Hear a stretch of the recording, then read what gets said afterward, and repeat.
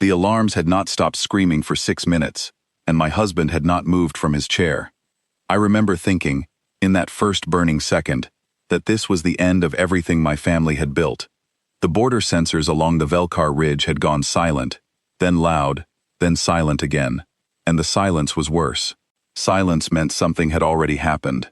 My aide, a nervous young man named Colin, stood in the doorway with a data slate shaking in his hands, waiting for me to give an order I did not have. I turned to Ethan. He was still sitting.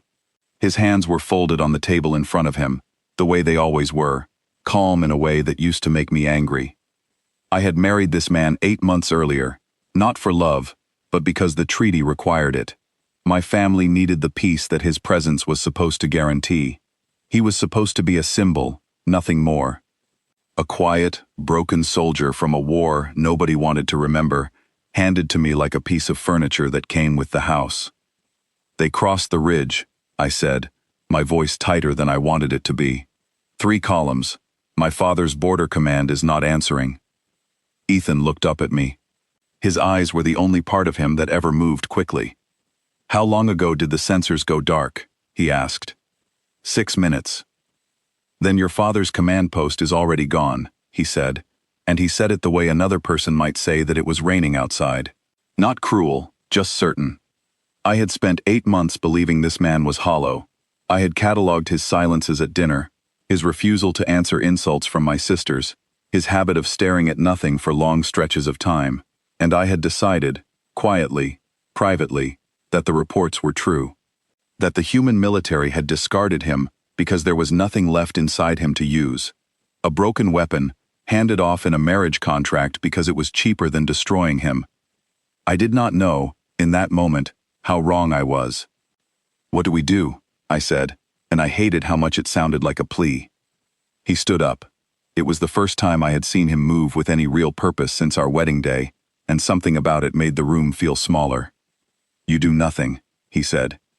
"You stay here, behind the inner wall, with your household guard. I am going to the ridge. You cannot go alone. You have no command. You have no rank here. You have nothing." "I have something," he said. "You just never asked what it was." He walked past me, and Colin flattened himself against the doorway to let him through, and I stood there in the command room of my own family's estate, furious and frightened in equal measure, because for the first time since I had met him, I understood that I did not know this man at all. I had grown up on stories about the Threshold War. Every child in my house had. We were taught that the humans arrived in our part of the galaxy like a fever, fast and violent and impossible to predict, and that they had ended a conflict between 3 star nations in less time than it took to properly declare it. We were taught to fear them, and then, when the war ended, we were taught to manage them instead, because fear does not make good policy. My father called the marriage a masterstroke. A human veteran, tied by contract to our house, would make any rival think twice before testing our borders, because no one wanted to find out what human intervention looked like a second time. It was supposed to be a deterrent that never had to be used, a threat that stayed sleeping. I had asked my father once, before the wedding, why this particular soldier. There were others, decorated ones with names that still meant something in the news feeds. My father had waved the question away and told me that this one came with the fewest conditions attached. I did not think about that answer again until the night the Velkar Ridge went dark, and I finally understood what fewest conditions had actually meant. I followed him. I told myself it was because I needed to see the border command for myself, that I needed information for my house, that I was not simply afraid of losing him and confused about why that fear existed at all. I took 2 of my own guards and a transport, and I caught up to him just as he reached the outer checkpoint, standing alone in front of a gate that had already been torn from its frame. The rival house pressing into our territory was called Draveth, an old enemy of ours, one that had waited generations for an opening like this. They had watched the treaty closely enough to know that Ethan had never once been tested.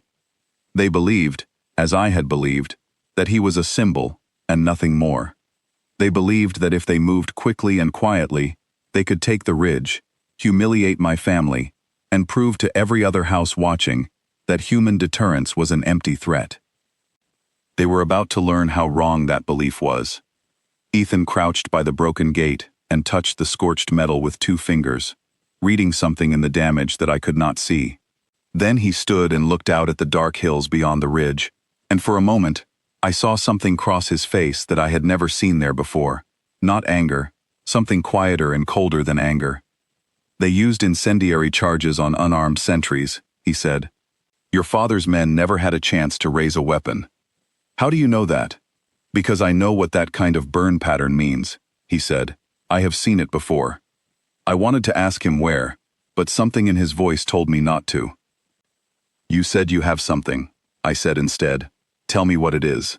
Tell me now, or I am pulling you back behind the wall myself." He turned to look at me, and for the first time in 8 months, he actually answered a real question honestly. "When the Threshold War ended, the peace treaty had a clause your government helped write," he said. "Human veterans above a certain classification were not allowed to serve in any active capacity again, anywhere, unless a formal act of war was committed against a person or property under their direct protection. It was meant to keep people like me from becoming a permanent threat hanging over every negotiation. Your father did not choose me because I came with the fewest conditions. He chose me because I came with exactly one condition, and he was betting that condition would never be triggered." I stared at him. "And what classification are you?" "The kind your government was very afraid of," he said. "And Draveth just triggered the only clause that matters." He did not raise his voice. He did not look for weapons, and he did not call for reinforcements. He simply began walking toward the ridge, and I realized, watching him, that I had spent 8 months mistaking discipline for emptiness. This was not a man waking up. This was a man choosing, in real time, whether to become something again. I followed him because I could not make myself stop. What happened on the Velkar Ridge that night is something I have tried to describe many times since, to my sisters, to my father, to officials from 3 different houses who came afterward demanding explanations. I have never found the right words, because every word I reach for makes it sound larger or smaller than it actually was. He did not destroy Draveth's forces. That is the first thing people assume, and it is wrong. What he did was stop them, completely and immediately, with a precision that felt less like combat and more like a door closing. Their advance units, moving in tight formation through the ridge pass, found their equipment failing in ways that made no sense to them. Their communications went dark exactly when they needed them most. Their command structure, which had been carefully built over months of planning, simply stopped functioning, unit by unit, as if someone had reached into the machinery of their entire operation and quietly removed the parts that made it work. I watched him move through the dark with the kind of certainty I had only ever seen in stories, and I understood, watching him, that this was not rage. This was calculation, executed at a speed that made it look like instinct. Every choice he made was aimed at one outcome, to end the incursion, without letting it become the kind of tragedy that would haunt both our houses for a generation. By the time the sun rose over the ridge, Draveth's forces were retreating in disorder, their commanders demanding answers from a chain of authority that no longer existed in any usable form. And my father's border command, badly shaken but alive, was already sending word that the ridge was secure. Ethan stood at the top of the pass as the light came up, and he looked, for just a moment, like something out of the old stories we told our children, the ones about beings who stepped in during the darkest hour and reshaped the outcome with a word. I had never believed those stories were about anything real. Standing there, cold and stunned and strangely proud, I was no longer sure. He turned and saw me watching him, and something in his face changed. The stillness came back, but it was different now, heavier, like a door being closed on purpose rather than left open by accident. "You should not have come," he said. "You should have told me who you were before I married you," I said. He was quiet for a long moment. "Would it have changed your answer?" I did not have a response for that, not then. The days that followed were strange in ways I had not expected. My father, who had spent 8 months treating Ethan as a decorative asset, suddenly could not stop asking me questions about him, questions I found I could barely answer, because I realized I had never actually asked Ethan anything real before that night. I had asked him about his preferences for dinner. I had asked him to attend functions and stand quietly beside me, I had never once asked him who he was, before the treaty gave him to my family like a piece of property. Word of what happened on the ridge spread quickly, the way these things do, distorted a little more with every telling. Some versions made him sound like a monster, others made him sound like a miracle.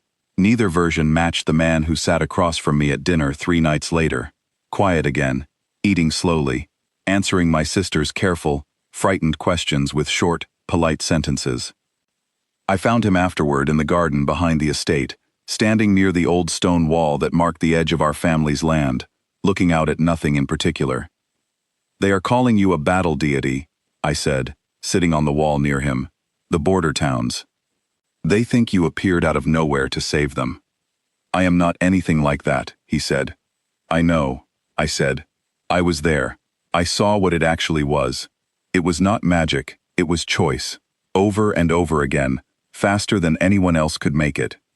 He looked at me then, and there was something almost surprised in his expression, as if he had not expected me to understand that distinction. "Your father chose me because he thought the condition attached to me would never matter," he said. "He was using a threat he assumed would stay silent forever. That is not the same as trusting me. That is not the same as knowing me." "No," I agreed. "It is not. So why does it feel different, hearing you say it?" I thought about that question for a long time before I answered it, because I did not want to give him an easy response, and I did not want to lie to either of us. "Because I did not marry you for duty that night," I said. "I followed you onto that ridge because I could not make myself stay behind the wall, and that was not duty either. Duty would have kept me safe at home, doing exactly what my father expected. I do not fully understand yet what it was instead, but it was not duty." He was quiet for a while, and the quiet did not feel empty this time. It felt like something being weighed carefully, the way he weighed everything. "When they discharged me from active service," he said finally, "it was not because I had nothing left to give. It was because what I had left to give was dangerous in the wrong hands, including my own, if I stayed in a position where I would be asked to use it too often. Your treaty gave me a strange kind of peace, a marriage contract, a quiet life, a family that mostly ignored me. I did not expect to want to protect any of it as much as I did on that ridge." "You mean you did not expect to want to protect me?" I said. "I did not expect to want to protect any of it," he repeated, but he was looking at me when he said it, and I understood that he meant both things at once. In the weeks after the incident at Velcar Ridge, something in our house began to shift in ways I had not predicted. My father, ever practical, began treating Ethan less like a decoration and more like the deterrent he had always claimed to want, which meant, awkwardly, that he began treating him with something close to respect for the first time. Dravith sent formal apologies through 3 separate diplomatic channels, each one more careful and more frightened than the last. Other houses across the region, ones who had barely acknowledged our marriage before, began sending quiet inquiries, trying to understand exactly what kind of agreement my father had actually made when he accepted a human veteran into our family. I found myself fielding most of those inquiries myself, because Ethan had little patience for the diplomatic games that followed, and because I discovered, somewhat to my own surprise, that I was good at protecting him from them. I began sitting in on meetings I would once have avoided. I began asking questions about the treaty clauses my father had signed without ever explaining to me. I began, slowly, and without quite noticing when it happened, building something with Ethan that had nothing to do with the contract that had originally bound us together. He was not, I learned over the following months, a broken man at all. He had simply been carrying something heavy enough that stillness was the only way to carry it safely, and it had taken an act of war against my own family for me to finally understand what that stillness had actually been protecting. There is a night I return to often, months after the ridge, when we sat together on that same garden wall, and he finally told me, in full, what his life had been before the treaty brought him to our house. He told me about the war, not with pride and not with shame, but with the plain honesty of someone describing weather that had already passed. He told me why the clause in the treaty existed, and why he had agreed to accept a marriage contract that most soldiers in his position would have refused. He told me that he had wanted, more than anything else after the war ended, to be given a life where the condition attached to him would never need to matter again. I am sorry it mattered, I said. I am sorry my house put you in a position where it had to. I am not, he said. If it had not mattered, I never would have known what you would do when it did. I did not marry Ethan for love. I have never pretended otherwise. Not to my father, not to my sisters, not to the officials from other houses who still ask, sometimes, what it is actually like to be married to the man the border towns now speak of in the same breath as their oldest stories. I married him because duty required it, and because refusing would have cost my family more than I was willing to pay. But duty is not what kept me on that ridge, watching a man I barely knew choose, again and again, in the space of a single night, to become something enormous in order to protect people who had never once asked what he actually was. And duty is not what keeps me beside him now, months later, in a house that finally understands what it truly agreed to when it signed that treaty. He is not a deity. He would be the first to say so, quietly, the way he says most things. But I have come to believe that the difference between a deity and a man who simply refuses to let the people under his protection fall, when the moment finally demands everything he has, is smaller than any story I was raised on ever suggested. I did not marry him for duty and find love waiting on the other side, the way the old tales promise. I married him for duty, and then I watched him become something the old tales never had a word for, and somewhere in that watching, without ever quite deciding to, I chose to stay.